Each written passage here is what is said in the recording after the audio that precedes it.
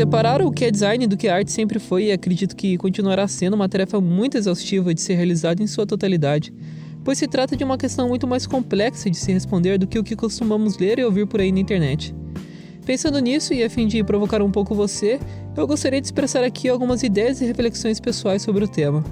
Dito isso, eu enfatizo que se trata apenas da minha opinião pessoal. Eu não tenho a intenção de formar ou mudar a sua, mas apenas de introduzi-lo nessa discussão. Se todos estiverem de acordo, então, vamos lá! Só fui parar para pensar mais a fundo, de fato, sobre esse assunto em sala de aula, durante uma disciplina de teoria e crítica que tive em minha graduação de design gráfico. Nessa aula, nós estávamos analisando alguns diálogos do livro Conversas com Paul Rand, com o intuito de buscar uma definição do que seria design.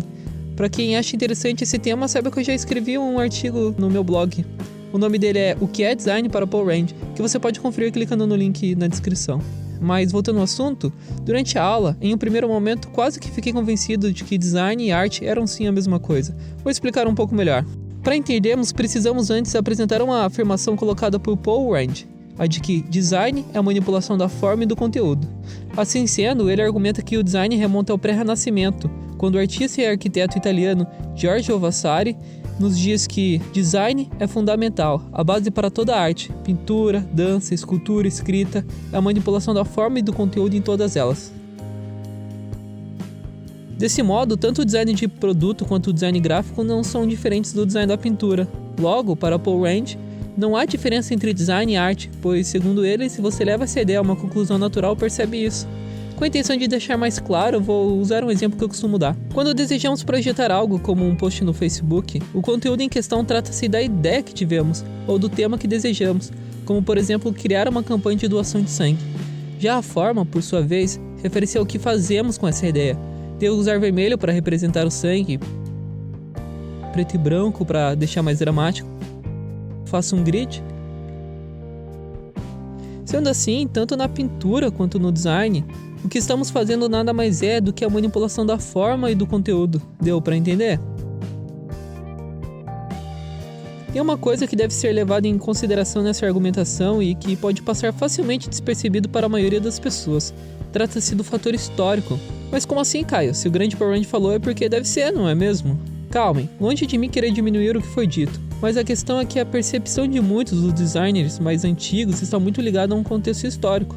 A citação apresentada, de Giorgio Vasari, é datada do século XV, quando a concepção do que é design era completamente diferente de hoje.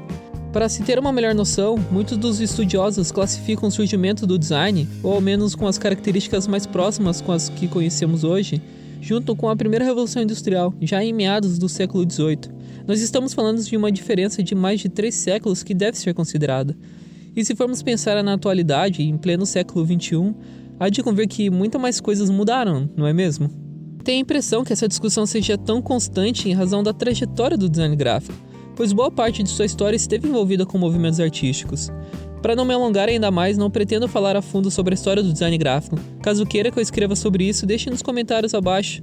Mas, para elucidar o que estou tentando dizer, vamos passar por ela brevemente, tudo bem? Durante muito tempo, o design quase sempre esteve junto com a arte. Basta olharmos para sua própria história. Art Nouveau, por exemplo, foi o primeiro movimento voltado exclusivamente para o design. Mais à frente nós veremos o movimento cubista, o dadaísta, surrealista, construtivista e por aí vai, até a Bauhaus e a pop art.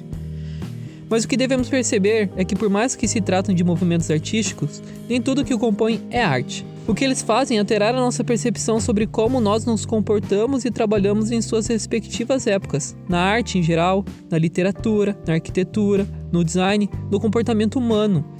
Tendo conhecimento dessa relação muito forte entre design e arte, assim como a arquitetura e a arte, fica fácil de compreender porque muitos insistem em dizer que tudo se trata da mesma coisa, mas a verdade é que não, e agora vamos entender o porquê. Apesar de ambos se tratarem de uma área criativa, o design e a arte se diferem principalmente em seu propósito. A arte é subjetiva, ela não precisa de uma justificativa para existir. Trata-se da manifestação pessoal do artista e é livre a interpretação.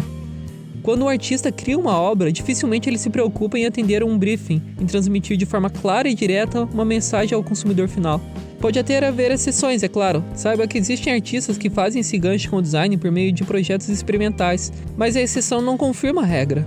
O design, por sua vez, precisa ter uma justificativa. Ele é objetivo e possui propósito. Projetos de design, os mais sérios pelo menos, atendem a um briefing e é feita uma pesquisa de campo.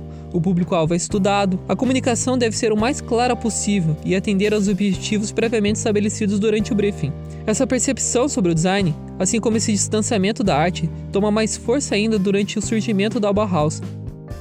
E mais para frente com a escola de Ohm, pois nesse momento eram estudadas técnicas e sistemas metodológicos com o intuito de otimizar os resultados, de cumprir uma função.